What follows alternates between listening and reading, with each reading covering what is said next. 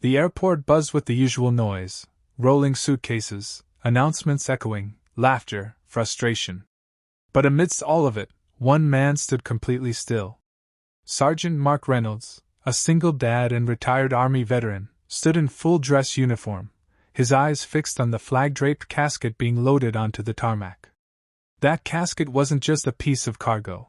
It carried Private James Carter, a 21-year-old soldier who never made it home.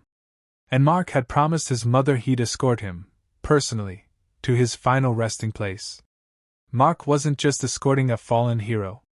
He was escorting someone else's son, someone who reminded him too much of his OWN.AT. The boarding gate. A flight attendant blocked his way.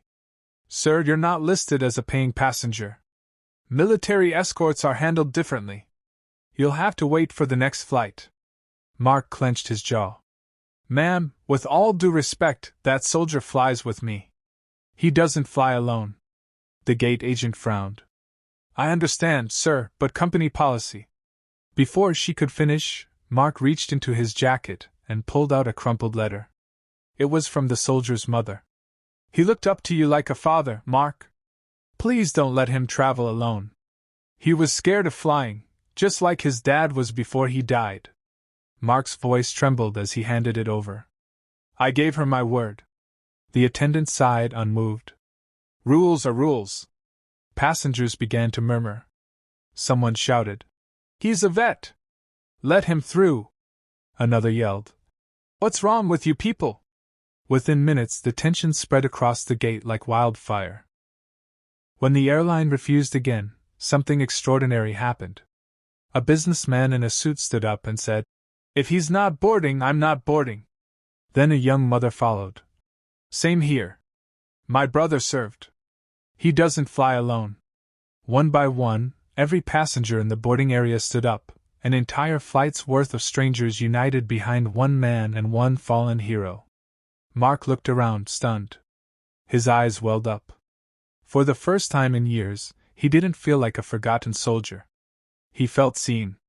The airline manager rushed over, panic in her voice. "Sir, please, this is causing a scene." Mark replied softly, "No, ma'am. This is respect." 10 minutes later, the gate opened. The airline had reversed its decision. As Mark walked down the jet bridge, the pilot stepped out of the cockpit and saluted. "Sergeant Reynolds, it's an honor. The front seat's yours, and this flight's flying under the call sign Guardian 1. When the plane took off, the captain made an announcement that brought every passenger to tears. "Ladies and gentlemen, today we carry not just passengers, but a hero returning home. Please join us in a moment of silence for Private James Carter." The cabin went still. The engines hummed like a heartbeat. Tears flowed freely, from the toughest men to the gentlest souls. Mark looked out the window, whispering, "You're not alone, kid. You made it home." When they landed, hundreds stood on the runway, veterans, firefighters, families, each holding flags and salutes. As the casket was carried off, the crowd sang softly, "God bless America." Mark stepped aside, eyes wet.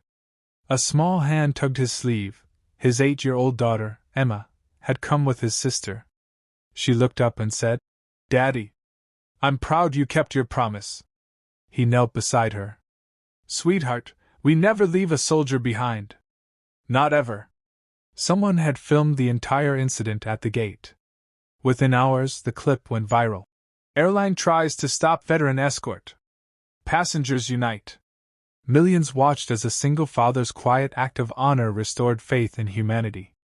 The airline later issued an official apology, changed their escort policy, and donated $1 million to veterans' families. Mark never sought recognition. He just wanted to keep a promise. But what he didn't realize was, his act had reminded an entire world what respect, compassion, and humanity truly mean.